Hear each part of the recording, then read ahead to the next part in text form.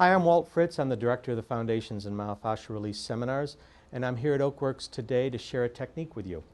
One of my favorite techniques for working bilateral shoulders, anterior chest, arms, all the way down the forearms into the hands is, it's basically a seated trap drape, okay, where I'm going to come in. Now, to do this technique properly, you need a narrow back chair. Now, we're using the Oakworks Mattis chair for this technique. Works great because of the narrow back. You're able to get a lot of scapular retraction and shoulder retraction here. Okay, very important. If you're working with a chair that's too wide, it's just not going to work well for you. Okay, you also want a chair that's high enough, because if the chair is low, and you'll see what happens as we progress with this technique, and I start bringing her back a little bit, your patient will start coming back over the top. It just doesn't work well. So this technique has a lot of different variations. I've been taught a couple different ways where you come in and work from lateral to medial, sort of cutting in at the upper thoracic ribs. It can be very effective. It gets a little constrictive and claustrophobic for the patient very quickly. Okay. Another way to do this one is a cross-handed release, like this.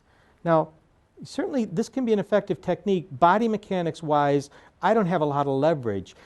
Ideally, I would be taller, or I would have a stool, because I just can't get a real good amount of leverage, even to do a nice gentle release here. So that was one of the difficulties I had with that technique as I was taught it, that I slowly adapted over the years and came up with some different variations on it. Now, I will do this technique at times on my stool. At times I'll do it on a low stool, about an 8-inch stool, and often I'll just go right on the floor, which we're going to transition to in this technique. So what we want to do here is it okay if I bring my hands on the front of your shoulders? Okay. I'm going to bring my hands around the front of her shoulders, and I'm going to be both gently drawing her backward and downward. Now, one of the reasons I don't do this as much from a higher stool is when I'm up here, it takes a fair amount of my strength to keep this technique going. But if I switch to a lower stool or down on the floor, I can just use my body weight. I gently lean back and down, and it should be a nice, comfortable stretch for the patient. What do you feel? Just pressure and stretch across my chest. A stretch across your chest, yes.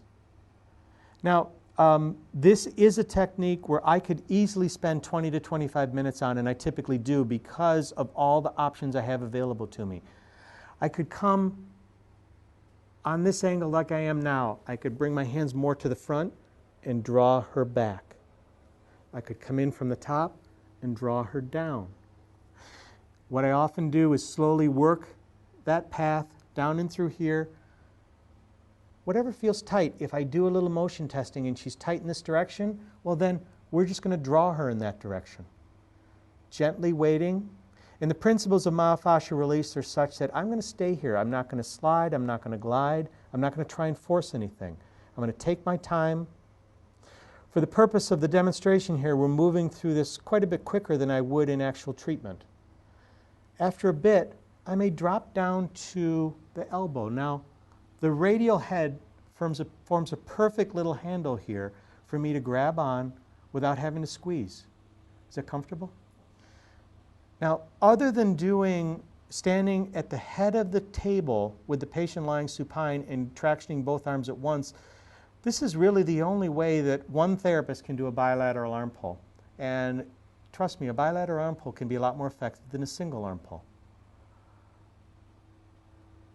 Over time, if her arms start to move, I'm just going to move with her. If I want to test the waters and move into a different direction, I would just bring her that way. I'm not working too hard at all. I can gently move down to the wrists, into the thumbs, traction like that. Now, is any pressure, is that too much in any way? No. It should be nice, gentle, but yet sustained. If I was sitting up in a chair, this would take a lot more effort on my part. But since I'm down here, it's basically the weight of my arms that are the force. I'm not pulling with a lot more effort. If we want, we can draw back. And here you see the beauty of using a chair like this with the narrow back, that we really can get a lot of shoulder opening. I can use my body weight as much as possible.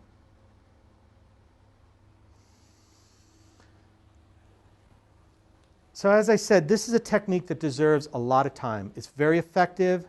Definitely the slow, gentle approach is what works best. I appreciate you spending time with me today. If you have any questions or want more information, please refer to my website, www.foundationsinmfr.com.